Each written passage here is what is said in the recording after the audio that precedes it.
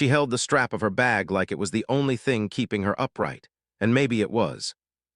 The coach had let her off at the fork 4 miles outside Larkspur Junction, and she'd walked the rest with the sun already sliding past noon, and no clear plan for what came after the walking stopped. That's the part nobody tells you about starting over. The arriving is easy. It's the standing still afterward that gets you. My name doesn't matter yet. Hers does. Josephine Calder was 26 years old, come from a farm 2 counties over that didn't belong to her family anymore, and she was about to knock on a door that had every reason to stay shut. The dust on her boots wasn't the fine gray kind that settles on a well-kept road. It was the coarse kind that works itself into leather and stays there, and she'd stopped twice already to beat it out of her hem before she reached the first building on Birch Street. She wasn't the first woman to walk into that town with nothing but a bag and a plan she hadn't finished thinking through. But she was the first in some time, and she felt the weight of eyes behind the mercantile glass before she'd gone half a block. The boarding house sat where Birch met Alder, a 2-story frame building with a porch running its full length and a sign gone silver at the edges from winters nobody had bothered to touch up. A woman sat in a rocking chair by the door, and she didn't stop rocking when the stranger came up the walk. Josephine stopped at the bottom step. She wasn't shaking. Her bag rested against her leg, one hand on the strap, thumb working a spot where the leather had thinned from years of the same grip. "I'm looking for a room," she said. Her voice came out steadier than she expected. "Just a night or two to start." The woman in the chair had iron-gray hair pulled back tight and a face that had learned, a long time ago, not to give anything away for free. She looked at the bag. At the dust, at the empty road behind the girl where nothing followed. "Full up," she said. Josephine nodded like she'd expected that answer because she had. She shifted the bag to her other shoulder. "The spreads along the river, anybody out that way taking on help? Don't know of any." She looked down the street toward the mercantile, then back. The porch step nearest her had warped at the corner. She could see where the nails had worked loose over the years. She didn't mention it, not yet. "I can cook," she said. The rocking stopped. Not the chair settling, the woman stopped it herself, deliberately, the way you'd set down a cup you didn't want to spill. "Can't say I'm looking for a cook. I'm not saying you are. I'm saying what I can do. Cook, bake, mend what needs mending. I'm asking for a room and offering to earn it." The woman's hands stayed folded in her lap, but something in her look changed, not friendlier, just more careful. The way a person gets careful around something they haven't decided is safe yet. "You'll want the saloon for meals, staying in town." "I can eat light." The chair started moving again, slow, deliberate. A dog barked twice somewhere behind the building and quit. Josephine stood at the foot of the steps with the light changing by the minute, and the patience of someone who had learned that pushing too hard only closed doors faster. Then the woman said, without turning her head, "My sister used to say she could tell what a person was by the way they held a bag." Josephine looked down at her own hand. Thumb still working that worn spot. "Did she ever say what mine would tell her? She's not here to ask. She just liked saying it. That's the kind of town Larkspur Junction was, one where nobody handed you anything, but nobody slammed the door either. If you were willing to stand in the cold a while and prove you meant what you said." And Josephine was about to find out just how much standing that would take, and what it would cost her, and what it would give back. Stay with me, because the man who came around that corner next was going to change the shape of her whole life, and neither of them saw it coming. A man rounded the side of the house, carrying a full water bucket. He looked about 40, with a face that had settled into its lines the way timber settles into a frame, not still exactly, but no longer fighting what it had become. He stopped when he saw her. "She's asking after a room," the woman in the chair said without turning. He set the bucket down and wiped his palms on his trousers, studying the stranger the way a man studies whether he isn't sure about yet, not judging, just reading the sky. "We don't have a room. I heard that already. Had a fellow in the back room, left this past Thursday." He paused. "Hasn't been cleared out. Linens want washing." "I can do that. It's not much of a room. I didn't ask what it was." He held her eyes a beat longer than politeness required. She didn't look away, and she didn't look down at her boots the way some folks did when they were asking for a favor. She looked at him like she was weighing whether his answer would be yes or no, and had already made peace with either. "There's beans on the stove," the woman said. "Eat something before you start." He didn't say welcome. He didn't say how long she could stay. He picked the bucket back up, climbed the steps, and disappeared through the door. Josephine followed, and behind her the woman went back to her rocking like she'd never stopped. The kitchen was bigger than two people needed. The stove was cast iron, well seasoned, the kind that held its heat long after the fire had died down. Beans sat in a blue pot chipped at the rim, and beside it a loaf wrapped in cloth, still soft. She ate standing at the counter, not for lack of a chair, but because she'd learned a long time back that sitting when you're bone tired makes it twice as hard to get up again. She washed her own bowl, found a broom behind the door, and swept the back hallway clean of dust and stray husks. The room at the end of it still held the smell of pipe tobacco, and the bed had been left unmade, blanket thrown back like the last tenant had just that minute risen. She stripped it and carried the linens out to the washtub, and the work settled her the way it always had. By the time the man came back through, she'd finished the room and started in on the small repairs piled by the stove.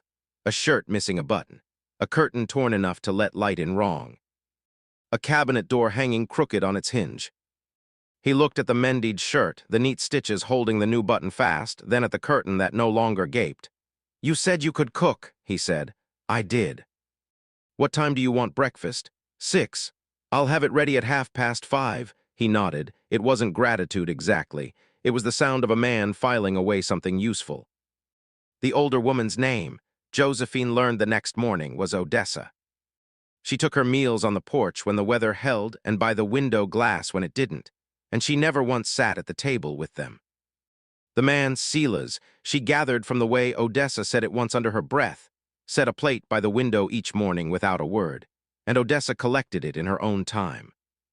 It wasn't warm between them and it wasn't cold. It simply was the way certain arrangements just are once nobody bothers questioning them anymore. Biscuits and gravy the first morning. Eggs and fried bread the second. By the third day, Silas asked, without lifting his eyes from his plate, whether she knew how to make soap. When she said yes, he told her the lye was in the shed past the well and the molds were clean. She made soap on a gray Tuesday with a north wind rattling the shutters in short, hard bursts, and it hardened overnight, and in the morning she cut it into bars and set them to cure on the sill. Silas came in at dawn, saw the bars, said nothing about them, just reached past to the coffee pot, poured 2 cups, and set one down near her hand before he touched his own. She noticed that. She noticed everything about the small order of things in that house, the way some people notice weather. The days folded into a rhythm that wasn't unpleasant. She was up before the light, fire going before the kitchen warmed. She cooked what the pantry held and stretched it thin with flour and water when supplies ran low, and said nothing about the stretching. She fixed the warped porch step on a Thursday afternoon while Odessa watched from her chair. "You know carpentry," Odessa said, not a question. "My father had a farm. Taught me the tools before he taught me my letters." Odessa rocked once, twice. "My mother could do plenty of things, couldn't hold a hammer straight if her life depended on it. Nail went everywhere but where she aimed. She must have been good at other things. She kept us alive through 3 winters that should have killed us." That was enough. Josephine looked at the step she'd fixed, the new nail holding true, then at Odessa's face where something had eased. Not softened exactly, just less braced. The way a hand unclenches once it stops expecting to be struck. "Most people aren't good at everything," Josephine said. "No. They aren't." They sat with that a while, the wind, the sound of Silas's axe from the woodpile, coffee going cold on the porch rail. 2 weeks in, and nobody had a name for what Josephine was becoming to that house. Not the stranger anymore, not quite anything else either. She settled into the shape of the place the way water settles into whatever holds it, taking its form without losing what it was underneath. She learned which floorboards creaked and which stayed silent. Learned Silas drank his coffee black, and Odessa liked hers with honey on the rare days there was any, though the old woman never once asked for it outright. She learned it all the way she'd learned everything in her life, by watching, by paying the kind of attention that costs nothing and gives back everything if you keep at it long enough. Now here's where it turns, because a Sunday morning was coming that would crack this careful. Quiet arrangement wide open, and neither Silas nor Josephine were ready for what he was about to say out loud for the first time in 6 years. She found him at the kitchen window that Sunday, back to the room, watching a yard where nothing was happening. He didn't turn when she came in, didn't speak. She set the pot on the stove, measured the grounds, lit the fire beneath it, and worked in silence while the room filled slow with the smell of something brewing. Only when it began to bubble did she speak. "There's bacon," she said. "Eggs are fresh from the Whitfield place. I know. I can make it however you like it." He turned then, and his face wasn't the careful, settled thing she'd grown used to. It was rarer than that, something he hadn't meant for anyone to see. He looked at her the way a man looks when he's deciding whether to keep a thing locked or finally let it out. "My daughter," he said and stopped. She didn't fill the silence. "She's the reason I came here 6 years back." She was 7. He looked down at his hands, scarred rough from work he hadn't chosen but had accepted the way a man accepts weather not wanted just there. "She's not coming back," he said. "I keep thinking she might. He stopped again. His jaw worked once and stilled. "I keep her room the way she left it. I know it's foolish. I know I ought to clear it out. It's not foolish." The words came out plain before she could soften them, and she felt their weight fill the room. He looked at her, really looked, and she saw something she recognized because she carried the same thing. The particular loneliness of loving somebody who's gone and can't be reached, no matter how hard or how long you reach. "You didn't ask to hear that," he said. "No. But I listened anyway." She poured his coffee and set it near his hand, close enough he'd know it was for him, far enough he could still choose whether to take it. Then she turned back to the stove and cracked the first egg into the pan without looking at him again. The silence that filled the kitchen after that wasn't empty. It was heavy with something neither of them had a name for yet, something built out of 2 weeks of small gestures and careful distances, and coffee poured before it was ever asked for. He picked up the cup, held it without drinking. She stood at the stove with her back to him and the eggs going in the pan, and she knew, without knowing quite how she knew, that something between them had shifted. Small, irreversible. The way a step feels different once it's been fixed for good. She served the eggs on 2 plates without asking whether he'd stay to eat. It wasn't an invitation. Just the absence of pretending otherwise. He sat. They ate without talking, forks against ceramic filling the space words would have taken. Through the window, the sky kept lightening. A dog barked once down the street and quit. When he finished, he set his fork down parallel to the plate's edge, a small precision she noticed, because by then she noticed everything about him. The way he folded a napkin, the way he stood when deciding something, the way his shoulders dropped once he stopped guarding against whatever he usually guarded against. She reached to clear the plates. His hand moved to stop her, then didn't, fingers curling back against the table instead. "I should go," he said. "The roof can wait another day." "It can." He looked at the window, she looked at the counter. Neither of them moved to break the shape of the room. "Your boy," she said. "He's 7, 8 in October. He'll need breakfast. He will." She turned the tap. Water ran cold, then warm. She washed the first plate and set it in the rack, and the sound of it was very clear in that quiet kitchen. "Come back tomorrow," she said. "Same time." It wasn't a question. It was the shape of something that had become necessary without either of them agreeing to it out loud. The way a fixed step becomes necessary, not because anybody says so, but because the foot already knows where it wants to land. He stood, chair scraping the floor, crossed to where his hat hung, and lifted it a moment before putting it on. She watched his profile against the pale morning light and didn't look away when he turned. "Same time," he said. She nodded.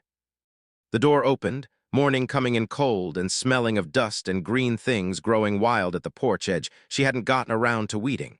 He stepped down into it and didn't look back. What had happened between them wasn't an ending. It was the kind of beginning neither of them had agreed to in words, which somehow made it truer than if they had. If you've ever had a whole life shift direction over something as small as a cup of coffee poured before you asked for it, you already know exactly what this story's building toward, and there's a lot more of it left to hold onto. 3 days passed with him coming each morning, no schedule to it, sometimes eggs, sometimes just bread and the last of the summer jam she'd put up from berries along the fence line. He brought her a jar of honey from somewhere and left it on the counter without a word. She used it in that afternoon's bread and didn't thank him for it, which was its own kind of thanks. On the fourth morning, the boy came with him. She was at the counter with bread dough under her hands when they came through the door together, and she saw the boy hesitate on the threshold, looking up at his father like he needed permission for something. She kept her hands where they were and gave a small nod. "This is Wyatt," Seela said. The boy was thin and watchful, his father's stillness set into his mouth but something softer around the eyes. He stood close against his father's leg and didn't speak. "Morning, Wyatt," she said. "Morning, ma'am." She wiped her hands on her apron. "Sit." "There's oatmeal." He looked up at his father, got the same small nod she'd learned to expect from the man himself, and crossed to the chair against the wall. Seela's took the chair by the window. Between them sat a precise, deliberate distance, and she understood without being told. The boy was the reason for that distance. The boy was the reason behind everything the man didn't say out loud. She served the oatmeal with honey stirred through, and the boy ate with the careful neatness of a child who'd learned to make small meals last longer than they should. She watched him from the stove, pretending at busy work, and saw his eyes moving over the kitchen, the embroidered towel by the hook, the kettle, the window that faced the street. "You fix things," the boy said, not a question. "I do what needs doing. Pa says you fix the roof. Your pa's been a help." Seela's looked at his coffee. The boy looked at her. "Can you teach me? Teach you what? How to fix things?" She glanced at Seela's. He was studying the tabletop like it held an answer. She understood then that this had been the whole reason for the visit. The boy had asked, and the father had brought him, and now the choice sat with her. "Tomorrow," she said. "Bring gloves." The boy's face did something complicated. A smile he tried to hold in that broke loose anyway. He looked down at his bowl and ate faster, and his father said nothing, just reached over to steady it when it threatened to slide off the table's edge. After they left, she stood at the window and watched them cross the street together, the boy's head up now. Shoulders squared in a shape that mirrored his father's, but also looked like something brand new, something he was only just starting to practice being. Wyatt came every day that week, and by the following Monday he could drive a nail dead straight without bending it. She showed him to keep his grip low on the handle for control, to read the grain of the wood and find the soft line where the nail wanted to travel. He listened with the same stillness she'd learned to recognize in his father, and when he got it right, he didn't crow about it. He just set the hammer down, looked at the nail, and nodded once, like he'd confirmed something he already suspected about himself. Seela's came less often those days, working south of town, he said, building something, and she didn't press for what. On the mornings he couldn't come, he sent the boy with a note. 2 lines on a scrap of paper folded once, the handwriting slanting hard to the right. "Wyatt 8, learning again tomorrow if I can get free." She kept the notes in the drawer by the stove. Never read them twice, just knew they were there and that was enough. On a Thursday he came alone in clothes that smelled of sawdust and pine resin. He stood in the doorway and didn't come in. "I need to say something to you," he said. She set the bread knife down, wiped her hands, crossed to where he stood in the rectangle of morning light and waited. "Somebody at the saloon was talking about how you came to be here. They don't know what they're talking about. I didn't ask to hear it. I didn't want it secondhand." His jaw worked. "I know what folks say. It doesn't change how I see you, but I wanted it said between us plain so it wasn't only sitting out there in the street." She looked at his hands, clenched at his sides, knuckles gone white. She looked at his face and saw exactly what it was costing him to stand there and get the words out without flinching. And she understood this was the most a man like him had ever managed toward explaining himself to another living soul. "You're standing in my doorway telling me you don't care what people say," she said. "That's what this is." "Yes. Why?" He didn't answer right away. The street behind him sat empty. Dust hung still in the light. "Because I needed you to know it before anything else, before Wyatt, before the roof, before the notes." He stopped. "Before the mornings." She reached past him and pulled the door wider. Not an invitation exactly, just an opening. He stepped through, and the door swung shut behind him, and they stood together in a kitchen that smelled of yeast and wood shavings and the last of the morning's coffee. And the distance between them had never been smaller. She reached up and brushed a curl of sawdust off his shoulder. He didn't move. She let her hand rest there a moment longer than it needed to, and he let her. "There's one more night coming in this story, a porch." a train passing through the dark, and a confession neither of them had planned to make, and it changes everything that comes after it. Stay through this next part. That evening she sat on the porch after the last light had gone, in the chair by the railing she hadn't used all week because it faced the street and she'd never much cared to be seen. Now she sat in it and watched lamps come up in windows across the way, the mercantile gone dark, the saloon just starting its noise, the boarding house third floor, the window that faced east. She didn't know which window was his. She hadn't let herself find out. The night carried the first real edge of cold coming down from the north.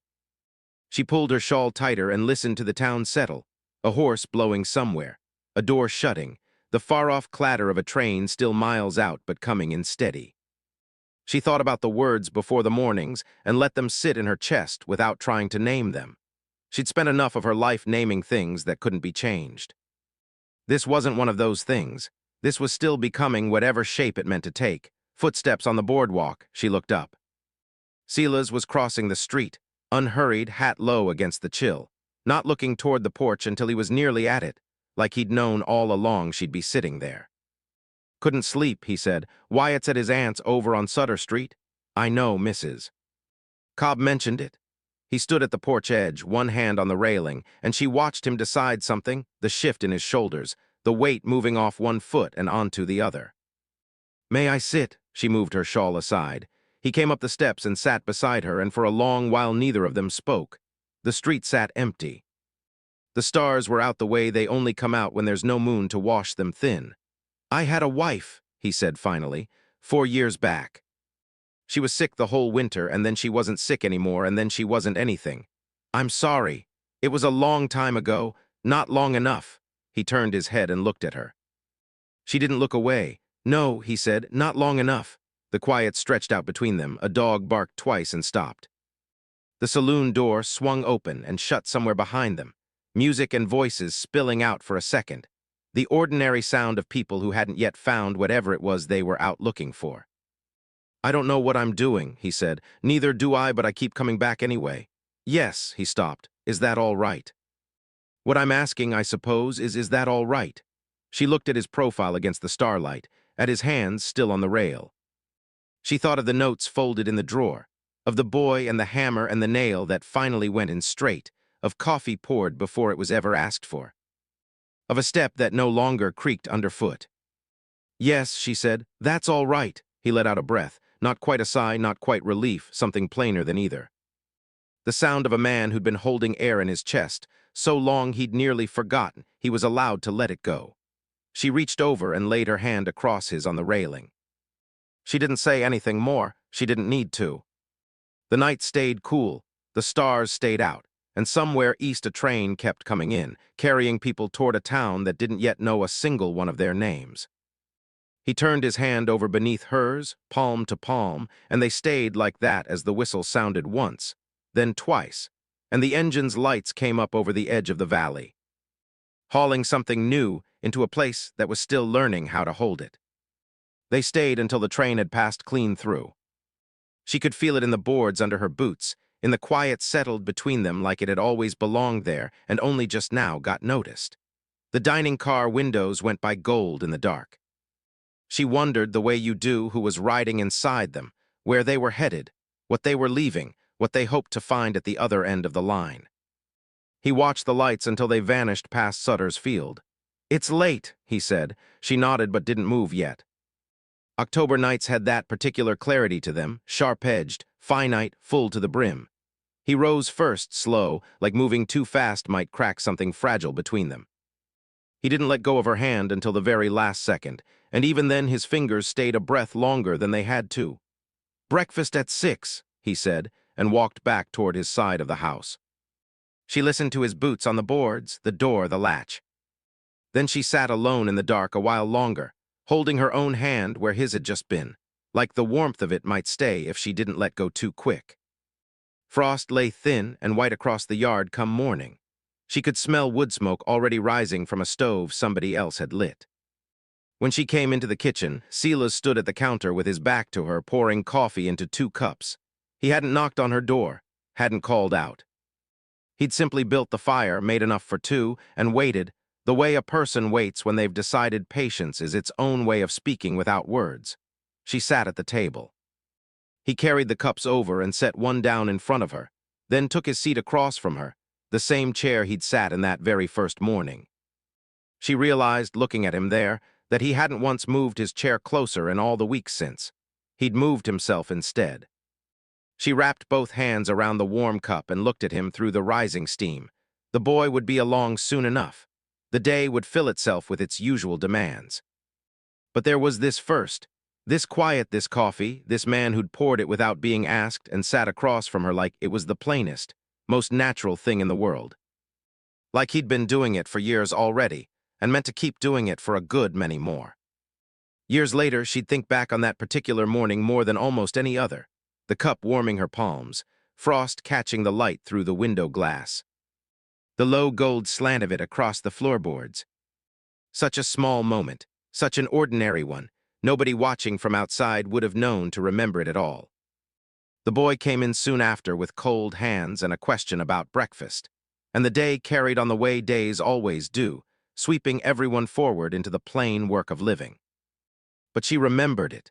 She held on to it the way she held every single thing that had ever truly mattered to her, quietly, without ceremony, without needing one other soul to understand why. He finished his coffee, looked at her, didn't say anything else because by then there wasn't a need to. The space between them wasn't empty anymore. It was full of mornings, of coffee poured before it was asked for, of a step that no longer creaked, of a boy who'd stopped flinching at strangers, of a woman who had finally, after so much road behind her, stopped running. She set her cup down, stood, walked to the window and looked out at the town waking up below her, at the street filling slowly with people, at the road running east and west, north and south, carrying everybody somewhere, and carrying nobody nowhere at all. She wasn't going anywhere. She stayed. So tell me something, if you'd walked up to that porch with nothing but a bag and a bit of nerve, would you have knocked the way she did? Would you have waited that woman out on the steps, or turned around and kept walking? Let me know where you're watching this from tonight, and if this one found its way into your chest the way it found its way into mine writing it, hit like, subscribe if you're new here, and tell me down in the comments what you would have done in her place. I'll see you in the next one.